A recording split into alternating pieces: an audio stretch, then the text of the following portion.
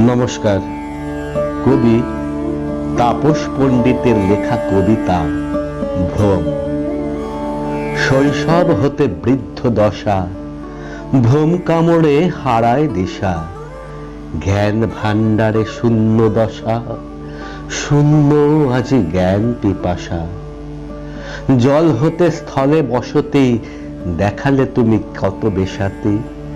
বনের খেয়ে বড় হলে, সবুজ কোলে আদর পেলে। তুচ্ছ তুমি, নির্বোধ তুমি, তুমি ধ্বংস করবে তাকে। নর্তকী মায়ের কষ্ট অতি, ঘটায় আহ্নিক বার্ষিক গতি। দূষণ ঢেলে সভ্যতা গড়, মায়ের দেহ নোংরা করো। তুচ্ছ জ্ঞানের নিরেট বোকা, তাই নিজেকে জ্ঞানী ভাবো।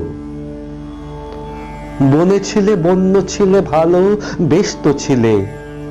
সভ্য হয়েও পশুর স্বভাব, কেন সভ্য হতে গেলে?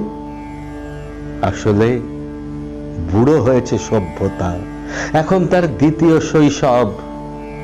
ওগো, ভ্রম এসেছে সভ্যতায়, তাই অস্তিত্ব হবেই দ্রুত শেষ। ধন্যবাদ।